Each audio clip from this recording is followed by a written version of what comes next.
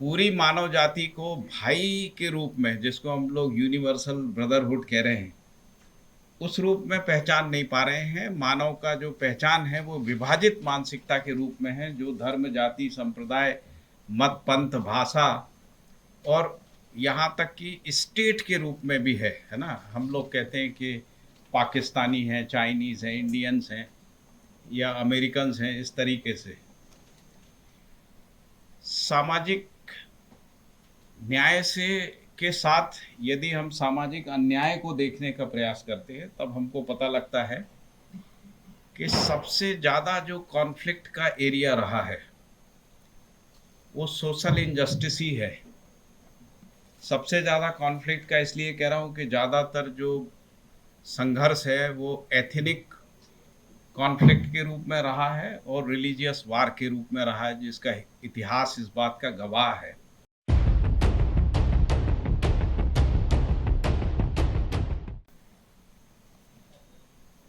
तो जैसा आज का मुद्दा है सामाजिक न्याय और भाईचारा, ऐसा हिंदी में यदि कहेंगे तो सोशल जस्टिस एंड ब्रदरहुड, अंग्रेजी में ऐसा कहा गया। सामाजिक न्याय के संदर्भ में यदि हम देखें तो संविधान सभा में जो सर्वाधिक चर्चा का मुद्दा रहा है वो सोशल जस्टिस रहा है, और इसीलिए हमारे प्रियम्बल में भी सोशल जस्टिस की बात, सोशल पॉलिटिकल इकोनॉमिक जस्टिस की बात आई। यदि संविधान सभा से पूर्व में भी यदि हम लोग देखेंगे तो हमारे बहुत सारे जो समाज सुधारक रहे हैं उन्होंने भी सामाजिक न्याय की बात की है, जिनके संदर्भ में, जिनको स्मरण में रखते हुए हम लोग आज की चर्चा को आगे बढ़ाने का प्रयास कर रहे हैं।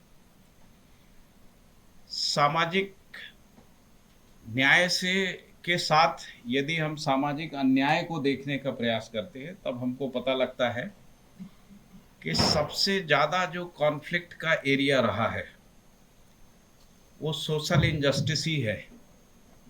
सबसे ज़्यादा कॉन्फ्लिक्ट का इसलिए कह रहा हूँ कि ज़्यादातर जो संघर्ष है वो एथनिक कॉन्फ्लिक्ट के रूप में रहा है और रिलीजियस वार के रूप में रहा है, जिसका इतिहास इस बात का गवाह है। और यदि स्वतंत्रता के बाद भारत में जो सर्वाधिक डिस्कोर्स का मुद्दा भी रहा है वो सामाजिक न्याय रहा है। यदि हम लोग मीडिया के कवरेज को देखें और अखबारों के एडिटोरियल पेज को देखें, एडिट्स को देखें, तो पता लगता है कि बहुत मेजर कवरेज जो है, मेजर डिस्कोर्स के रूप में अखबारों में निरंतर बना रहा है। इसका मतलब है कि भारतीय मनीषा जो है निरंतर सामाजिक न्याय के मुद्दे को से आंदोलित होती रही है और अभी भी हो रही है। कई बार ऐसा होता है कि इलेक्शन आता है तो ज़्यादा चर्चाएं होने लगती हैं, लेकिन कहीं ना कहीं समाज में ये कामना आदिकाल से रही है कि पूरी मानव जाति एक हो जाए, और इसीलिए हम लोग वैदिक काल से ही वसुदेव कुटुंबकम की बात करते रहे हैं, जिसका उल्लेख जो है हमारे उपनिषदों में भी देखने को मिलता है। लेकिन ये जो वसुदेव कुटुंबकम है ये होगा कैसे? कामना तो है, कामना तो हम सबकी है कि पूरी मानव जाति सुखी हो जाए, सर्वे भवन्तु सुखना, ऐसा हम कह रहे हैं, लेकिन ये घटित नहीं हो पा रहा है।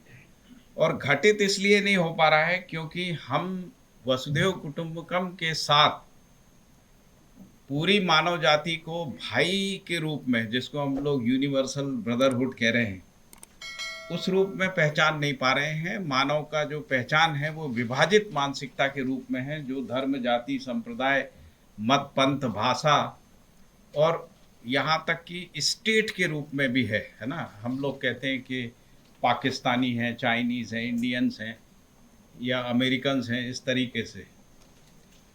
और ये जो समुदाय के रूप में जो मानव का पहचान है वो मानव की ब्रदरहुड के रूप में, जिसको हम लोग एक कुटुंब के रूप में बहुत आदिकाल से कामना करते रहे हैं, उसको तोड़ देती है। पूरा समाज जो है एक अखंड समाज हो जाए, ग्लोबल सोसाइटी हो जाए, इसकी कामना हमारे कॉन्स्टिट्यूशन में भी है। कॉन्स्टिट्यूशन ये नहीं कह रहा है कि हमको कॉन्स्टिट्यूशन के फ्रेम में या स्टेट नेशन के फ्रेम में केवल नागरिक समाज के रूप में संगठित होना है, बल्कि हमारा संविधान इस बात की भी इजाज़त देता है कि जो इंटरनेशनलिज्म है उसका भी प्रोविज़न जो है इंडियन कॉन्स्टिट्यूशन में है। इसका मतलब है जो संविधान निर्माता थे, जो संविधान के विशेषज्ञ हैं और जिन्होंने संविधान सभा में बहुत लंबी चर्चाएं की हैं, उन सब की अपेक्षा भी ये रही है कि नागरिक समाज के साथ साथ एक वैश्विक समाज होना चाहिए। और वही कुछ रिफ्लेक्शन हमको G20 में भी देखने को मिलता है, जब हम वन फैमिली वन फ्यूचर और वन अर्थ की बात कर रहे हैं। वन अर्थ की बात इसलिए भी ज़रूरी है क्योंकि यदि हम समुदाय चेतना में विभाजित मानसिकता में रहेंगे तो हम इस धरती के पर्यावरण को ठीक नहीं कर सकते हैं।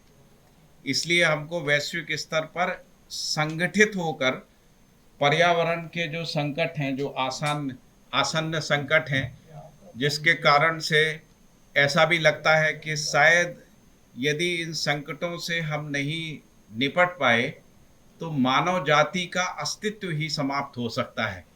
जिस तरीके के ग्लोबल वार्मिंग के और क्लाइमेट चेंज के जो ट्रेंड्स हमको देखने को मिलते हैं, उससे तो ऐसा ही लगता है।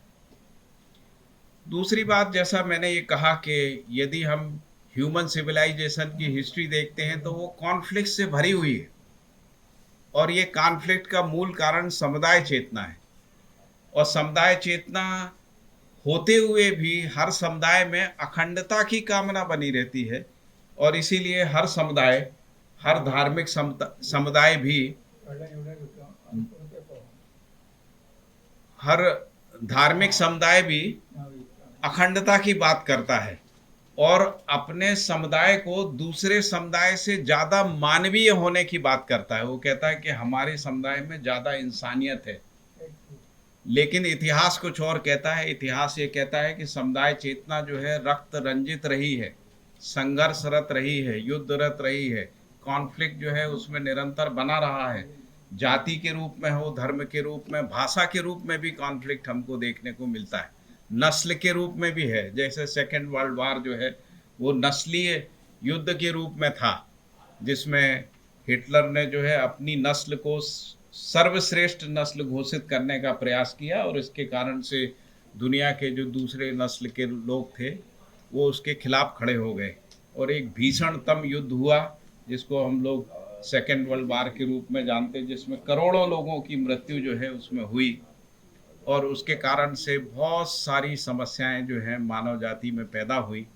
और अभी भी हमको ऐसा लगता है कि सेकेंड वर्ल्ड वार से मानव जाति ने कुछ सीखा नहीं और इसीलिए हम लोग तृतीय विश्व युद्ध की ओर बढ़ रहे हैं। जो यूक्रेन का जो वार है, मैं इसको विश्व युद्ध के रूप में ही देख रहा हूँ क्योंकि इसमें नाटो वर्सेस जो है जो कम्युनिस्ट ब्लॉक है उनके बीच में युद्ध दिखता है।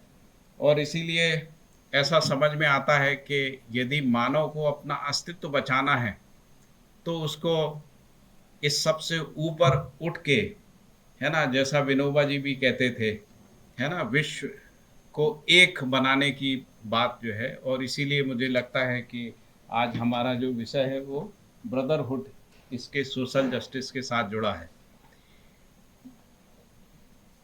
यदि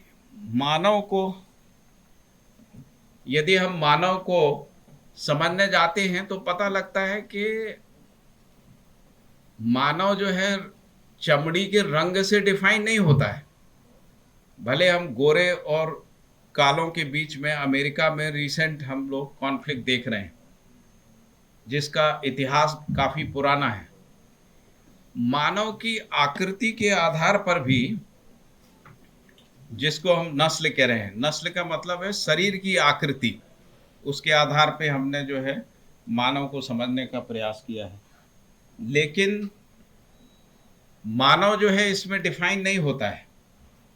आदमी जो है चमड़ी के रंग से और शरीर की आकृति से या बालों के रंग से, आंखों के रंग से तो आदमी डिफाइन नहीं होता है। कुछ मान्यताओं से भी डिफाइन नहीं होता है। जैसे हम लोग सब किसी ना किसी मान्यताओं से ग्रसित रहते हैं या उनसे उनके साथ तदाकार हो जाते हैं, हिंदू के रूप में, मुसलमान के रूप में, ईसाई के रूप में उससे तदाकार हो जाते हैं। लेकिन इसका ये मतलब नहीं है कि हम हिंदू के रूप में अपनी पहचान को बनाए रखना चाहते। हम ये पहचान जो है इसके साथ एक मानवीय पहचान को भी हम बनाए रखना चाहते हैं, और इसीलिए यदि मित्रता को हम समझने जाते हैं तो पता लगता है कि हमारी मित्रता केवल हिंदुओं से नहीं है। हमारी मित्रता मुसलमानों की मित्रता जो है वो मुसलमानों से ही नहीं होती। सभी समुदाय जो है वैश्विक होना चाहते हैं, मानवीय होना चाहते हैं, और इसीलिए पूरी मानव जाति में, क्योंकि जैसे वसुधैव कुटुंबकम की बात हमारी सनातन या वैदिक परंपरा में देखने को मिलती है, मेरे अध्ययन में ऐसा आता है कि इसी प्रकार की कामनाएं जो हैं बाकी धार्मिक परंपराओं में भी देखने को मिलती है, जिसमें वन फैमिली की बात जो है क्रिश्चियनिटी में आई है, अबंटू की बात अफ्रीकन ट्रेडिशंस में आई है, और भी कोरियन एक विचार है उसमें भी जो है एक वन फैमिली जैसा कॉन्सेप्ट है। मैं वन फैमिली के ऊपर रिसर्च कर रहा हूँ, इसीलिए मैंने इन सारे कॉन्सेप्ट में ये पाया है कि ये मानव जाति की आकांक्षा है, किसी धर्म संप्रदाय की आकांक्षा नहीं है। पूरी मानव जाति जो है एक होकर भाईचारे के साथ, मित्रता के साथ जीना चाहती है, और उसके जीने का जो उद्देश्य है वो सुख है, समाधान है, समृद्धि है, अभय है, सह अस्तित्व है।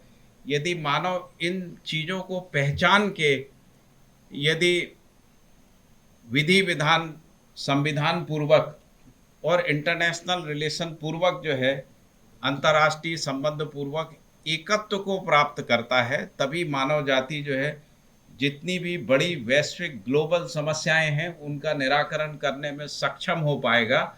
और मुझे लगता है कि इस प्रकार के कॉन्फ्रेंस, इस प्रकार की जो चर्चा है वो इस भाव को और सुदृढ़ करती है, इसको उद्दात करती है, और इस प्रकार से आने वाले समय में हो सकता है जैसा हजारों साल से अपेक्षाएं रही हैं, हम सब एक हो जाएं और अपनी समस्याओं का समाधान करके सुखपूर्वक अनंत काल तक इस पृथ्वी पे वास कर सके। बहुत बहुत धन्यवाद।